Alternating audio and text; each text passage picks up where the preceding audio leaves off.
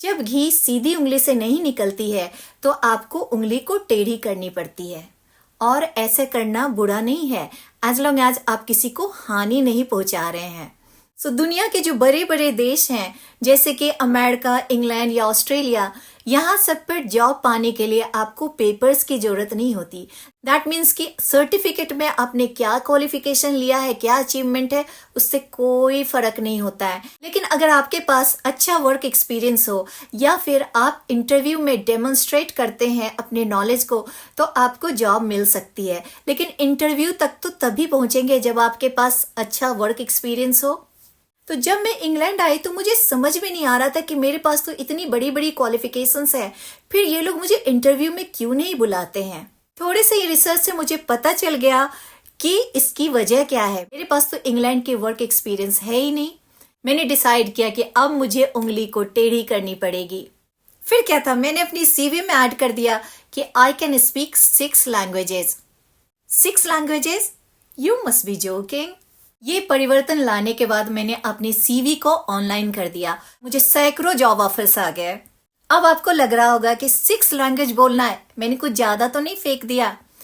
तो I am sure कि Asian country में रहने वाले सभी लोग ये 6 लैंग्वेज बोल सकते हैं मेरी तरह। तो आज तक जितनी भी कंपनीज में मैंने काम किया है, किसी भी ब्रांच में किसी तरह की लैंग्वेज प्रॉब्लम हुई है कस्टमर्स के साथ, ये लोग मुझे बुलाते हैं। मेरी तो बस भाव बढ़ जाती है। इन्हें पता ही नहीं चलता है कि कस्टमर चाहे जो भी लैंग्वेज बोले, मैं उन्हें हिंदी में आंसर करती हूँ। ये कौन से 6 लैंग्वेज है जो मैं बोल सकती हूँ? तो इंग्लिश, हिंदी, पंजाबी, गुजराती, बंगाली, उर्दू। 6 हो गए ना। कस्टमर्स अगर पंजाबी बोलते हैं, उर्दू बोलते हैं, बंगाली बोलते हैं, गुजराती बोलते हैं, वो सब लोग हिंदी समझते हैं। ये लैंग्वेज डिफरेंस इन गोरों को समझ में नहीं आती है।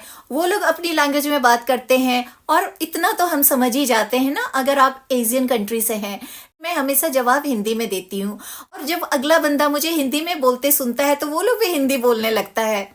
और मेरा ये सीक्रेट इन गोरों लोगों को समझ में आता ही नहीं है। मुझे कंपनी में प्रमोशन पे प्रमोशन मिलती जा रही है और उन्हें पता ही नहीं है कि मैं बस एक ही लैंग्वेज बहुत अच्छे से बोलती हूँ, जो कि हिंदी। इस एक लैंग्वेज से मैं दूसरे 5 लैंग्वेज को हैंडल कर लेती हूँ। तो इसे कहते हैं स्मार्ट वर्किंग। तो अगर आपके पास भी कोई एग्जाम्पल है स्मार्ट वर्किंग का, तो प्लीज मुझे जरूर बताएं। If you like my experience, if you like my video, please subscribe, like and share. जल्दी ही एक नए एक्सपीरियंस के साथ हम फिर मिलेंगे। वेट, एक और बात बताती हूँ। मेरी कंपनी को मुझ पे बहुत नाज है। वो मुझे कहीं भी भेज देते हैं जहाँ लैंग्वेज इश्यूज होती है। तो मुझे भेज दिया कुर्दिश क्लाइंट से डील करने के लिए। जब उनकी कुर्दिश लैंग्वेज सुनी मैंने कहा ओ माय गॉड, मुझे तो कुछ समझ में नहीं आ रहा है। ये लोग अफगानिस्तान से तालिबान अटैक के बाद भाग के आए हैं। इंग्लैंड का दिल बहुत बड़ा है, इंग्लैंड सबको शरण दे रहा है और देना भी चाहिए, अच्छी बात है। जब मैं कुर्दिश क्लाइंट से बात करने लगी, उनकी बातें मुझे कुछ समझ ना आए, तो मैंने कहा कि हैव यू वॉच्ड खुदा गवाह? उसकी शूटिंग तो अफगानिस्तान में हुई थी। उनको समझ में आ गया खुदा गवाह। उसने कहा हाँ मैंने वॉच किया। अपनी लैंग्वेज में बोला था, पर थोड़ा बहुत उनके हाव भाव से समझ गई कि वो क्या बोल रहे हैं। तो फिर किसी तरह टूटी फूटी उर्दू में क्लाइंट से बात करके मैंने उस कार्य को पूरा किया।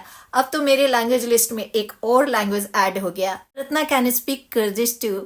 लेकिन ऐसी भी बात नहीं है कि मेरे बिना काम ही नहीं चलेगा। और इस कंट्री में इन 6 लैंग्वेजेस के अलावा भी बहुत सारे दूसरे लैंग्वेज के लोग रहते हैं जिन्हें इंग्लिश बिल्कुल नहीं आती। तो ऐसे में लोग लैंग्वेज लाइन का यूज़ करते हैं, और मैं सब जगह तो हो नहीं सकती। हाँ, लेकिन मेरे रहने से समय और पैसों दोनों की बचत जरूर हो जाती है।